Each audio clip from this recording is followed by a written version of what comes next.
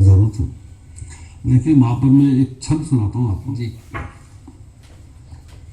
ये ममता की मूरत है सलोनी सी सूरत है, ममता की मूरत है सलोनी सी सूरत है, धवल चांदनी है तू चंदा सी चकोरमा।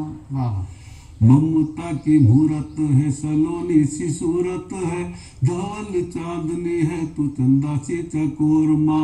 अमृत की धार सी है यशोदा के प्यार सी, अमृत की धार सी है यशोदा के प्यार सी, जल थल नभ मन तुम चहुओर माँ। मन करे आंचल में आके तेरे छुप जाऊं, मन करे आंचल में आके तेरे छुप जाऊं, निराशा की हूँ सांझ में आशाओं की भोर माँ। वो कच्ची मनोहार की वो गगरी है प्यार की, वो कच्ची मनोहार की वो गगरी है प्यार की, दुनिया से लड़ जाए नहीं कमजोर माँ, दुनिया से लड़ जाए नहीं कमजोर माँ। और इसीलिए हर बेटा, हर बेटी, हर बच्चा क्या चाहता है कि सिर पे तेरा हाथ हो, ममता तेरी साथ हो, सिर पे तेरा हाथ हो, ममता तेरी साथ हो, पल में सारी बाधाएं पार कर जाऊं माँ।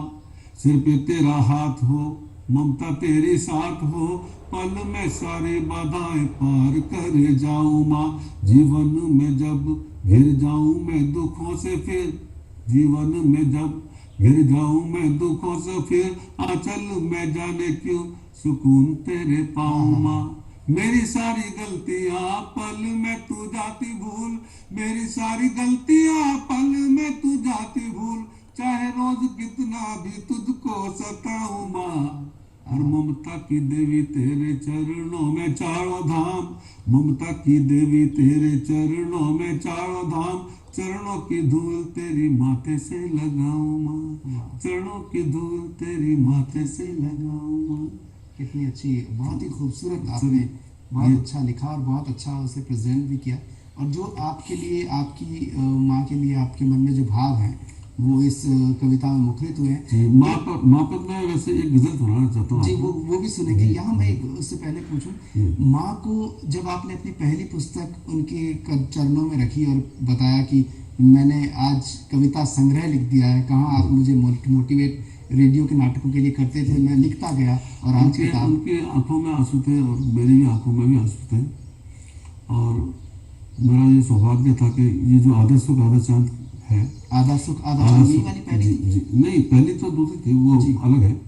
ये आधा सुख आधा चांद है। तो मैं लोकसभा आयोग में था, चेयरमैन ऑफिस में, उस समय माननीय अध्यक्ष थे अनिल कुमावत साहब और सेक्रेटरी थे के पाठक साहब जी। उन्होंने इस किताब का विमोचन किया था और बहुत अच्छा कार्यक्रम था वो। तो उस समय मम्मी ने कहा था, आज बेटा तूने पापा का नाम रोशन कर दिया और आज तेरे पापा होते तो कितने खुश होते जी। वो क्षण मेरे लिए बहुत अच्छा था।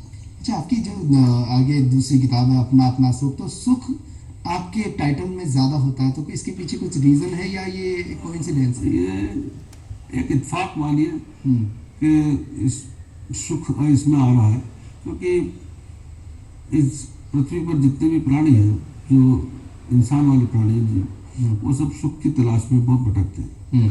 और जीवन का ये सत्यता भी है कि जीवन ही सुख और दुख का खेल है जी। सुख दुख की माया है, तो पता नहीं कैसे आ जाता है ये सुख और दुख। तो इसलिए सुख की तलाश में सब भटक रहे हैं, इसलिए सुख ज़्यादा आता है। तो इनमें जो कहानियाँ होती हैं वो किस तरीके की, जैसे हमने पढ़े तो क्या आपका उद्देश्य क्या होता है इसमें, बताइए। ये बहुत अच्छा सवाल है सर। एक्चुअली क्या है कि मेरे पिताजी जो थे, जो नाटक लिखा करते थे, तो उसमें एक संदेश हुआ करता था समाज के लिए, देश के लिए जी। वो ही बीच मेरे अंदर आया और मैंने जितनी भी कहानी लिखी है, कोई भी आप कहानी उठा के देखेंगे, उस कहानी में कोई फुहड़पन नहीं होता। और समाज में चाहे वो लव स्टोरी हो, चाहे सामाजिक कैसी भी हो, उसमें अंत में एक मैसेज जरूर होता है समाज के लिए। उसमें जो पात्र होते हैं वो ऐसा मैसेज छोड़ के जाते हैं जिससे समाज को कुछ सीख मिले जी। और मैं ये चाहता हूँ कि जब तक साहित्य ऐसा होना चाहिए जो लोक कल्याण के लिए हो। अगर लोक कल्याण की बात उसमें नहीं आती, कोई मैसेज नहीं आता, तो वो कहानी मैं नहीं मानता हूँ और ऐसे लेखक को भी मैं नहीं मानता हूँ, उसको लिखना ही नहीं चाहिए।